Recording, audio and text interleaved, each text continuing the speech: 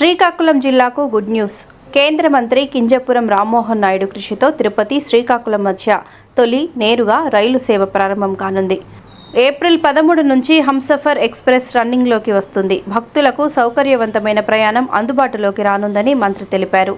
ఈ సేవ కోసం సహకరించిన అశ్విని వైష్ణవ్కు కృతజ్ఞతలు తెలిపారు. శ్రీకాకుళం జిల్లా ప్రజలందరికీ నమస్కారం. శ్రీకాకుళం నుండి తిరుపతి, హైదరాబాద్ వంటి ముఖ్య ప్రాంతాలకు నేరుగా ట్రైన్స్ నడపాలన్నది మన జిల్లా ప్రజల తాలూకా కళ. అది నా కళ కూడా. అందుకోసం నేను ఎంపీగా అయినప్పటి నుంచి ఒక లక్ష్యంగా పెట్టుకొని నూతన రైళ్ల కోసం నిరంతరం కృషి చేశాను. ఈ విషయంపై రైల్వే మంత్రుల్ని కలిశాను, రైల్వే బోర్డు అధికారులు కలిశాను, డిఆర్ఎం అలాగే జెడ్ఎం ఈ లెవెల్లో జరుగుతున్న మీటింగ్స్లో కూడా పాల్గొని ఈ విషయం మీద ప్రత్యేకంగా ప్రస్తావించాను. నేడు ఆ కృషికి ఫలితంగా 75 సంవత్సరాల శ్రీకాకుళం జిల్లా చరిత్రలో మొట్టమొదటిసారి శ్రీకాకుళం నుండి తిరుపతికి నేరుగా రెగ్యులర్ రైల్వే సర్వీస్ని ప్రారంభిస్తూ రైల్వే శాఖ ఉత్తర్వులు కూడా జారీ చేసింది. శ్రీకాకుళం జిల్లా ప్రజలకు, ముఖ్యంగా వెంకటేశ్వర స్వామి భక్తులందరికీ ఇది ఒక మంచి శుభవార్త.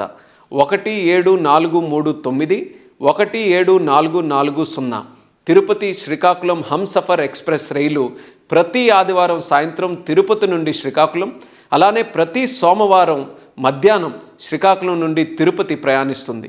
ఇప్పటి వరకు తిరుమల దర్శనం కోసం శ్రీకాకుళం జిల్లా ప్రజలు భువనేశ్వర్ మీదుగా వచ్చే రైళ్ళు లేదా విశాఖపట్నం రోడ్డు మార్గంలో వెళ్ళి అక్కడి నుంచి తిరుపతికి చేసే పరిస్థితి ఉండేది. ఆ రైళ్లు రద్దీ ఎక్కువగా ఉంటే దానివల్ల చాలా ఇబ్బందులు కూడా మన ప్రజలు పడేవారు. ఇప్పుడు ఈ కొత్త సర్వీస్తో ఆ సమస్యలకి పరిష్కారం మనకు లభిస్తుంది. ఈ నూతన రైళ్లు ద్వారా భక్తులకి వాళ్ళ సౌకర్యార్థం ప్రయాణం కానీ, అలాగే బర్తులు అందుబాటులోకి రావడం కానీ ఇవన్నీ కూడా వెసులుబాటు కలుగుతుంది. ముఖ్యంగా ఇది తిరుపతి వెంకటేశ్వర స్వామిని మరియు మన అరసవెల్లి సూర్య భగవానుడిని అనుసంధానం చేయడానికి ఒక గొప్ప ఆధ్యాత్మిక ప్రయాణంగా ఇది రేపు మారుతుంది.